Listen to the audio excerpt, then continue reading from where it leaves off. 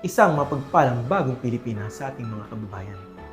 Kapatid, nais ko po sanang hingin ng inyong mamunting oras upang bigyan pansin ang salita at ang biyaya ng Diyos para sa atin na nagsisilbing patnubay at gabay sa ating mga buhay. Ito po ang pinakabagong episode mula sa Team EPD, ang gabay sa pamamarisan. Para po sa salita at biyaya ng Diyos, narito po si Pastor Bernie B. Gomez.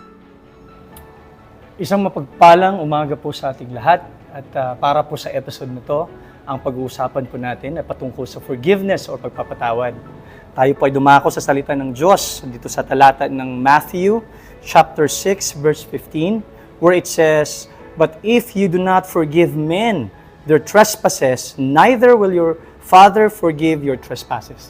Tayo po ay manalangin muna, no? Panginoon, salamat sa salita mo ngayong araw na aming pagbulay-bulayan. Lord, mangusap po kayo sa amin. Turuan niyo po kami, Panginoon. And we acknowledge your presence today in Jesus' name.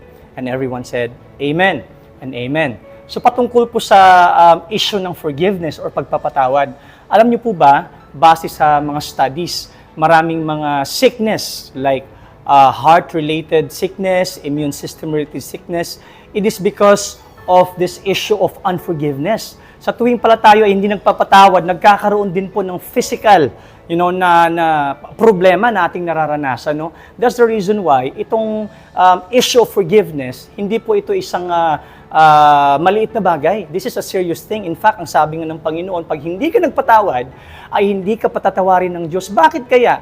Kasi nga, gusto ng Panginoon na ayaw kang mapahamak. Why? If we talk about forgiveness, no, once we do not forgive, unang-una po doon, it is going to cause bitterness in our heart. It will imprison you of your past. May kasabihan nga po tayo, pag hindi ka nagpatawad, para daw ikaw ay umiinom ng isang lason, pero ang gusto mo, ibang tao mamamatay. Okay, which technically, it's not going to happen. What else? It will give the devil access to your life. And above all, it is going to stop or hinder your relationship with the Lord. Ganun ko po katindi ang hindi po pagpapatawad. Okay, ngayon, paano po ba tayo magpatawad? Napakasimple lang. Sabi ng Diyos, kung paano ka pinatawad ng Diyos, magpatawad ka din. Amen po ba? Kung tayo pinatawad ng Diyos sa lahat ng ating pagkakasala, kahit kaano kabigat yon, kaya niya tayong patawarin, tayo din dapat magpatawad, ano? Because every time we forgive, it sets the prison free for us. And it gives us a very wonderful and peaceful mind that we can move forward every day. Amen po ba?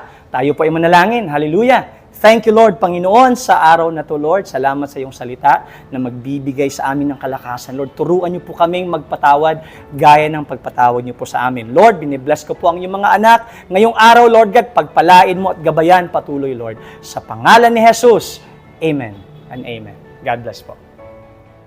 At yan po ang ating gabay sa pamamarisan.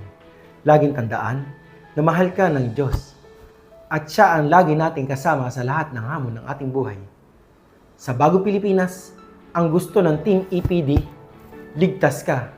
God bless at maraming salamat.